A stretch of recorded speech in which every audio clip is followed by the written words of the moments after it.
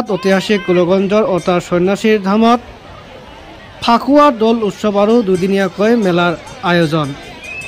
অতাৰ সন্ন্যাসীৰ ধামত বিশেষ ইতিহাস বুৰঞ্জীত লিপিবদ্ধ নাই। লোকবিশ্বাসৰ অংশস্বৰূপ হিচাপে আছে ঐশ্বৰিক শক্তি।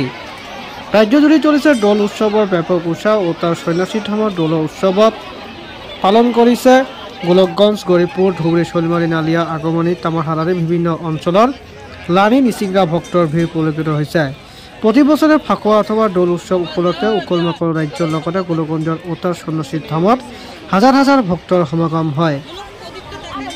শ্ৰী শ্ৰী কৃষ্ণৰ দৌল উৎসৱৰ লগত সংগতি ৰাখি বাবা সন্ন্যাসীৰ আশীৰ্বাদ লৈছে লক্ষ লক্ষ ভক্তৰ উদলি মুদলি হোৱাৰ এক পৰিৱেশ পুনৰ আহি পৰিছে।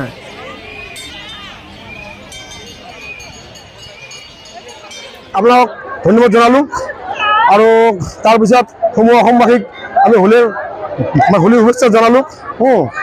আজি আমাৰ শ্ৰী শ্ৰী সঞ্জীৱৰ ধাম, আজি আমাৰ পূজা আৰু কালি হ'ব মেলা। আমাৰ ইয়াত প্ৰতি বছৰে দুদিন দৌল উৎসৱ মনা হয় আৰু সমূহ অসমবাসীক ইয়াত অহাৰ কাৰণে অনুৰোধ জনালোঁ। ইয়াত পশ্চিমবংগ ইফালে গুৱাহাটীলৈকে আহে, নলবাৰী, গুৱাহাটী, বৰপেটা।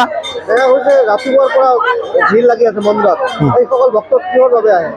বাবাৰ আশীৰ্বাদ লোৱাৰ কাৰণে আহে, বাবাৰ চৰণত ফুল বেলপতা দিয়াৰ কাৰণে আহে। মন্দিৰটো ক'ব গ'লে জাগ্ৰত সন্ন্যাসী, একদম জাগ্ৰত সন্ন্যাসী মন্দিৰ। একদম যিয়ে মানুহ সেৱা কৰে সেইটোৱে ফলে, যাৰ কাৰণে হাজাৰ হাজাৰ আজি কমেও 40 থেকে 50,000 মানুহৰ ইয়াত সমাগম হয়। ইয়াত ধৰক আমাৰ মন্দিৰ কমিটিৰ মানুহ আছে কি এই অত্ৰ অঞ্চলৰ কমপ্লিট গৌৰৱ সমষ্টি সকলোৱে মিলিজুলি ইয়াত কমিটি আছে। এই কমিটিৰ মই হ'লো ছেক্ৰেটাৰী,